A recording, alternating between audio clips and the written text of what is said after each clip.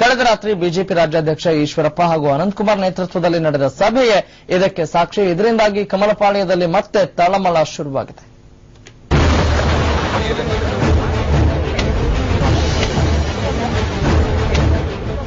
ಯಾರದೋ ಮೇಲಿನ ಕೋಪ ಇನ್ಯಾರ ಮೇಲೋ ತೋರಿಸಿದ್ರು ಅಂತಾರಲ್ಲ, ಹಾಗಾಯ್ತು ಸಿಎಂ ಕತೆ. ನಿನ್ನೆ ಸಂಜೆ ಬಿಜೆಪಿ ಮುಖಂಡರು ರಹಸ್ಯ ಸಭೆ ನಡೆಸಿದ ಕೋಪವೋ, ತಮ್ಮ ವಿರುದ್ಧ ಬಂಡೆದ್ದ ಶಾಸಕರ ಮೇಲಿನ ತಾಪವೋ ಏನೋ ಸಿಎಂ ಯಡಿಯೂರಪ್ಪ ಸಖತ್ ಗರಂ ಆಗಿದ್ರು. ಹೀಗಾಗಿ ಸಭೆಗೆ ದಿಢೀರ್ ಎಂಟ್ರಿ ಕೊಟ್ಟ ಸಿಎಂ ವಾಪಸ್ ಬಂದು ಶಾಸಕರ ಮೇಲಿನ ಕೋಪ ತಮ್ಮ ಕಾರ್ ಡ್ರೈವರ್ ಮೇಲೆ ತೀರಿಸಿಕೊಂಡ್ರು. ಮಾಧ್ಯಮಗಳ ಎದುರೇ ಕಾರು ಚಾಲಕನಿಗೆ ಒಂದೇಟು ಕೊಟ್ಟು ಕೋಪ ತಾಪ ಪ್ರದರ್ಶಿಸಿದ್ರು.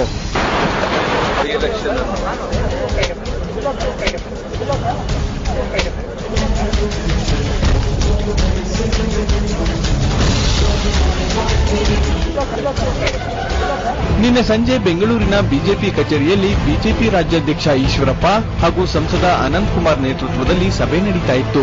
ಸಭೆಯಲ್ಲಿ ಭಾಗವಹಿಸಿದ್ದ 57ಕ್ಕೂ ಹೆಚ್ಚು ಶಾಸಕರು ಸಿಎಂ ಏಕಪಕ್ಷೀಯ ಧೋರಣೆ ವಿರುದ್ಧ ಅಳಲು ತೋಡಿಕೊಳ್ತಾ ಇದ್ರು. ಈ ವೇಳೆ ದಿಢೀರ್ ಎಂಟ್ರಿ ಕೊಟ್ಟ ಸಿಎಂ ಯಡಿಯೂರಪ್ಪ ಒಂದು ವೇಳೆ ಸಭೆಯಲ್ಲಿದ್ದವರತ್ತ ಕಣ್ಣಾಯಿಸಿದ್ರು. ನಂತರ ಬಂದಷ್ಟೇ ವೇಗದಲ್ಲಿ ಸಭೆಯಿಂದ ನಿರ್ಗಮಿಸಿದ್ರು.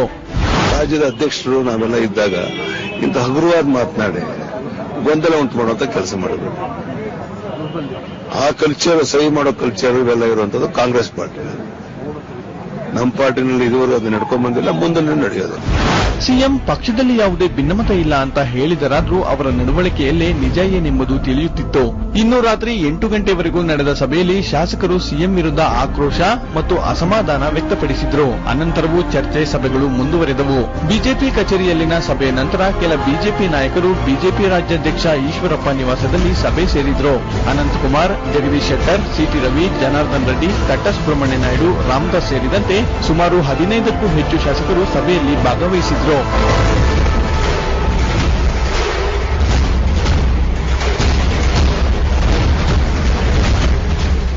ಒಟ್ನಲ್ಲಿ ಬಿಜೆಪಿ ಸರ್ಕಾರ ಅಧಿಕಾರಕ್ಕೆ ಬಂದ ವರ್ಷದಲ್ಲೇ ಸಚಿವ ಜನಾರ್ದನ್ ರೆಡ್ಡಿ ಸಿಎಂ ವಿರುದ್ಧ ಭಿನ್ನಮತ ಸೃಷ್ಟಿಸಿದ್ದರು. ಹೀಗೆ ಶುರುವಾದ ಭಿನ್ನಮತ ಕಮಲಪಾಳ್ಯದಲ್ಲಿ ಮತ್ತೆ ಮತ್ತೆ ಬುಗಿಲೇಳುತ್ತಲೇ ಇದೆ. ಇದೀಗ ಮತ್ತೆ ಸಿಎಂ ವಿರುದ್ಧ ಪಕ್ಷದಲ್ಲಿ ಅಸಮಾಧಾನ ಹೊಗೆಯಾಡ್ತಾ ಇದೆ. ಸಿಎಂ ಯಡಿಯೂರಪ್ಪ ವಿರುದ್ಧ ಭ್ರಷ್ಟಾಚಾರ ಆಪಾದನೆಯಿಂದ ವಿಪಕ್ಷಗಳು ಸದನದ ಹೊರಗೆ ಮತ್ತು ಒಳಗೆ ಹೋರಾಟ ನಡೆಸುತ್ತಿರುವಾಗಲೇ ಆಡಳಿತ ಪಕ್ಷದ ಶಾಸಕರೇ ಸಿಎಂ ವಿರುದ್ಧ ಬಂಡಾಯದ ಬಾವುಟ ಹಾರಿಸಿರುವುದು ಕುತೂಹಲಕ್ಕೆ ಕಾರಣವಾಗಿದೆ. ಚಂದ್ರಮೋಹನ್, ಟಿವಿ9 ಬೆಂಗಳೂರು.